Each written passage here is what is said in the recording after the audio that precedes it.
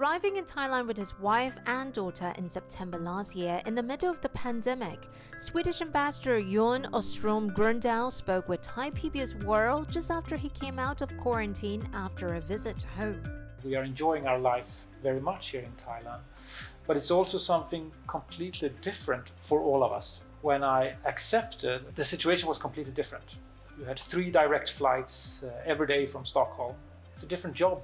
Basically, currently. I did a couple of trips in the fall and in the early spring.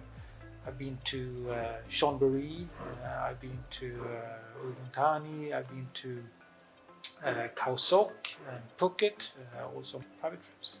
I'm very happy that I managed to do these trips before we had the new waves. Chiang Mai, and that's a place I'm very much looking forward returning to. Thailand is so rich in its nature, but also in its culture, and above all, of course, its people.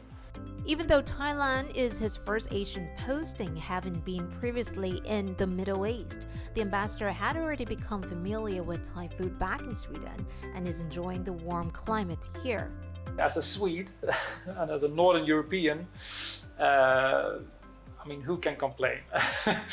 The warmth and I mean, it's a very nice climate. I like spicy food, and I mean, the Thai cuisine is fantastic. I think many Swedes, I would say, at least, are quite used to Thai food. We have almost 500, if not more now, Thai restaurants in Sweden.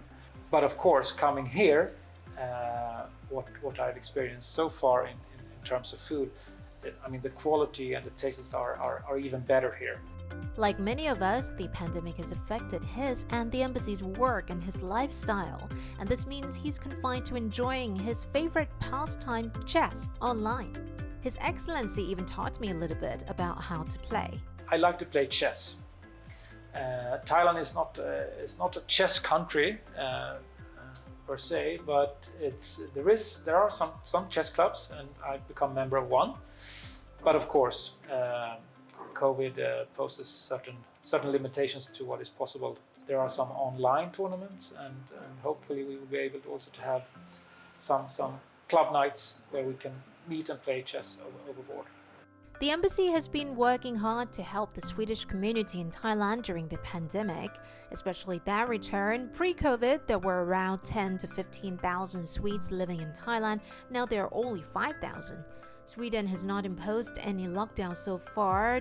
We will not send vaccines from Sweden. Very few countries do that.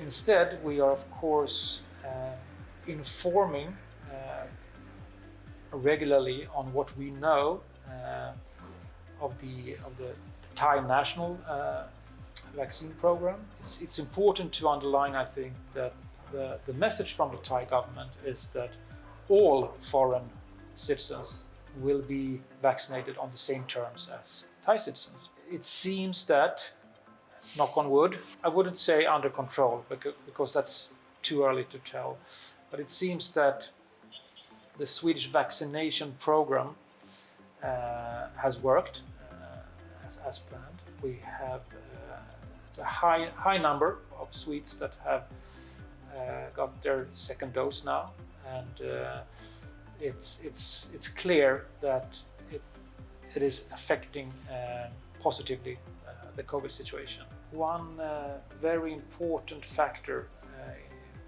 in combating this disease is to establish a trust between the authorities and the people.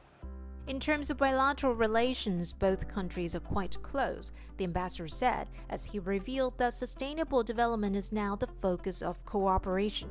It's very strong, not least because of the everyday people-to-people contacts that we have between our countries. Someone described the relationship between our countries as neighbors from afar. Swedes have come to love Thailand, and we have been visiting Thailand for many years now. We have a lot of Swedish companies present here, so that is something that we can truly build on. most recently, together with the Thai embassy in Stockholm, we have co-hosted an event called Thai-Swedish Sustainable Development Forum, where we try to gather Thais and Swedes from academia, from the business sector, from government, to discuss and to meet over sustainable development issues, such as it can be innovative startups, it can be sustainable forestry, and so on. And this is something that we will continue to have. We will make it an annual event.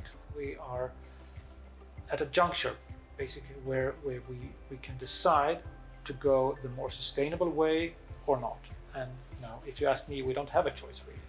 The Swedish embassy in Bangkok has been quite active, having often been the first to use social trends to promote the country on social media, as well as being one of the most vocal diplomatic missions in the promotion of democracy and human rights. I'm very proud of representing a country. This is at the very core of Sweden's foreign policy, and it has more to do with that than in Thailand. This is something that we advocate in all our missions abroad. We truly believe in a vibrant civil society. We are also. This is also part of our what we call a drive for democracy. It's something that we are engaged in and that we will continue to be engaged in. And we also work together with others. We have many like-minded countries. Hatay Deshikit Hiranand reporting for Thai PBS World.